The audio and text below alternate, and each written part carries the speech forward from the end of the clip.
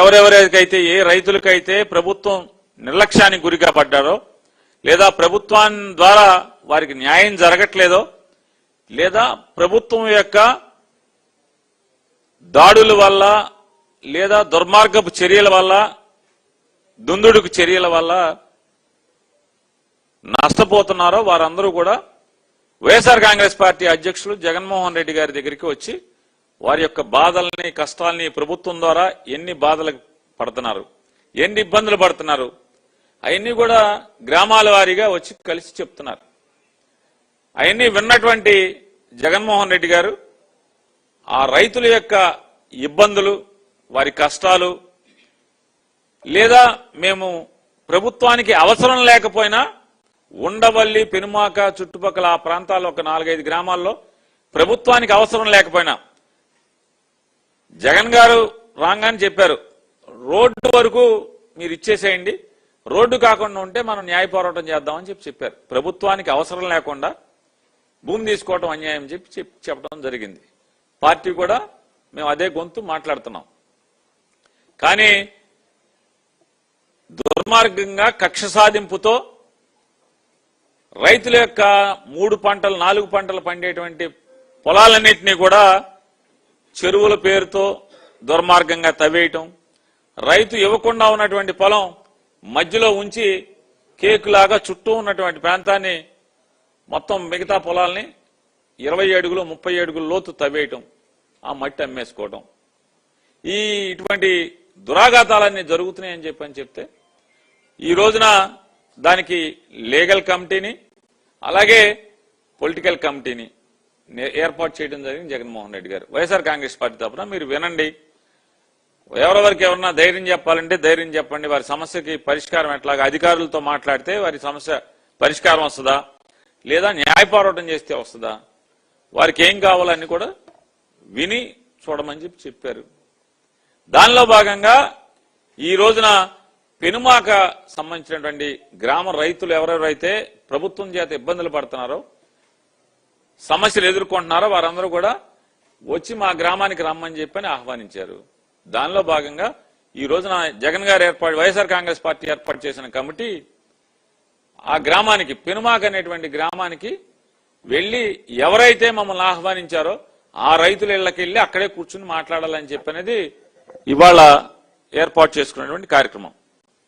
కానీ నారా చంద్రబాబు నాయుడు గారు నారా లోకేష్ గారు ఇద్దరూ కలిసి వాళ్ళ యొక్క కుట్ర ఏంటంటే అమరావతిలో జరిగేటువంటి అక్రమాలు గాని అవినీతి గాని లేదా అమరావతి పేరుతో జరుగుతున్నటువంటి దోపిడీ గాని లేదా రైతు సమస్యలు పరిష్కారం ఇంతవరకు లభించినటువంటి ఎవరెవరైతే రైతు సమస్యలు ఉన్నాయో వారందరి సమస్యలు కూడా ఈ ప్రపంచానికి తెలియకూడదు. అసలు అమరావతిలో ఏం జరుగుతుందో కేవలం ఆహా ఓహో లేచిపోతుంది అమరావతి, పైకి ఆకాశాన్ని అంటేస్తుంది, అమరావతిలో బిల్డింగ్లు అయిపోతున్నాయి, అది అయిపోతున్నాయి, ఇది అయిపోతున్నాయి అని ఆ కబుర్లు తప్పితే అమరావతి పేరు మీద చేస్తున్నటువంటి అప్పులు గాని అమరావతిలో జరుగుతున్నటువంటి అవినీతి గాని లేదా రైతు సమస్యలు గాని ప్రపంచానికి తెలియటానికి వారికి సుతారాము ఇష్టం లేక దాని కుట్రలో భాగంగా ఇవాళ ఉండవల్లి సెంటర్ దారిలో ఉన్నటువంటి పెనుమాకి వెళ్లేటువంటి దారిలో ఉండవల్లి సెంటర్లో తెలుగుదేశం పార్టీ వాళ్ళని పోగేసి అందులో రైతులని చెప్పని రాధాకృష్ణ గారు, రామోజీరావు గారు అబ్బాయి, బిఆర్ నాయుడు గారు వీళ్ళందరూ కూడా వేస్తున్నారు. ఎవరైనా ఆ టీవీ చూసి చెప్పండి, అందులో రాళ్లు వేసిన వాళ్ళు, కర్రలు పెట్టి కొట్టినోళ్ళు లేదా కానిస్టేబుల్ గారిని బందోబస్తుకు వచ్చినటువంటి కానిస్టేబుల్ గారిని రాయితో తలకాయ పగలగొట్టిన వాళ్ళు కానీ ఇవన్నీ కూడా ఎవరాళ్ళు? వాళ్ళు పొలం ఉందా, పూలింగ్కి ఇచ్చారా లేదా భూసేకరణకి ఇచ్చారా, అంగీకార పత్రాన్ని ఇచ్చారా? ఇవ్వలేదు కదా. సుమారుగా ఉదయం 7:30-8 గంటల కానించి ఈ పాలకొల్లు సత్యం అని చెప్పని ఆ హోటల్లో కూర్చుని కృష్ణా హోటల్లో కూర్చుని ఈ పథక రచన చేయటం, వీళ్ళందరినీ గోండాల్ని రౌడీల్ని లేదా క్వారీల్లో పనిచేసే వాళ్ళని ఇదన్నీ తెలీదా? ఎవరు ఎలా వచ్చారు, ఏ స్థితిలో ఉన్నారు, వాళ్ళ శరీరం ఏ స్థితిలో ఉంది, మామూలుగా అడుగు పడుతుందా లేదా పులి అడుగు పడుతుందా, ఇవన్నీ అన్ని కెమెరాలు ఉన్నాయి కదా. సాధారణంగా మనిషి పులి అడుగులు ఎప్పుడు వేస్తాడు మనందరికీ తెలిసిందే కదా సమాజంలో. ఈ స్థితిలో వాళ్ళందరినీ 8 గంటల నుంచి పాలకొల్లు సత్యం ఆ హోటల్లో కూర్చొని ఏం చేస్తున్నాడు 8 గంటల నుంచి, ఇవన్నీ వద్దు. ఇవాళ తాడేపల్లి మండల పార్టీ అధ్యక్షుడు లోకేష్ గారికి గుండెకాయో లేకపోతే చెయ్యో కుడి చెయ్యో ఎడం చెయ్యో ఏదో ఒకటి, ఆయన నోటిఫికేషన్లో ఆయన భూమి ఉంది. ఇవాళ దానికి నాయకత్వం వహించాడు. వైఎస్ఆర్ కాంగ్రెస్ పార్టీ నాయకుల్ని భయభ్రాంతులు చేయాలి. మిగతా రైతుల్ని ఎవరైతే వైఎస్ఆర్ కాంగ్రెస్ పార్టీ వాళ్ళు మనకు అండగా ఉంటే ఎంతో కొంత మనకు ధైర్యం వస్తుంది, మనం పోరాడొచ్చని చెప్పని ఆశపడి జగన్ గారి దగ్గరికి వచ్చారో ఆ రైతుల్లో ధైర్యాన్ని చంపేయాలి, వాళ్ళలో భయభ్రాంతులు కలిగించాలి, తద్వారా భూమి లాక్కోవాలి.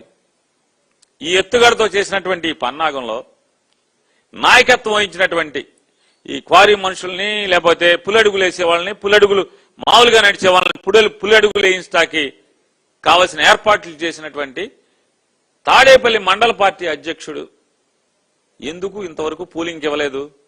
ఇంతవరకు మరి భూమి ఇవ్వలేదు కదా. భూమి ఇవ్వకుండా రైతులు ఎవడు రైతు ఎవడు? రైతులు అవతల పెనుమాకలో ఉన్నారు. ఇందులో ఒక్క రైతు లేడు. రైతు లేకపోగా ఉన్న రైతు నాయకత్వం వహిస్తాడు ఈ దాడికి. 2 కార్లు ధ్వంసం చేయడానికి ఎమ్మెల్సీ మునితోక అరుణ్ గారి కారు, గుంటూరు ఉమా గారి కారు, ఈ 2 కార్లు ధ్వంసం చేసి హత్యాయత్నం చేశారు. వెళ్ళినటువంటి వైఎస్ఆర్ కాంగ్రెస్ పార్టీ నాయకుల్ని హత్యాయత్నం చేశారు పోలీసుల సమక్షంలో.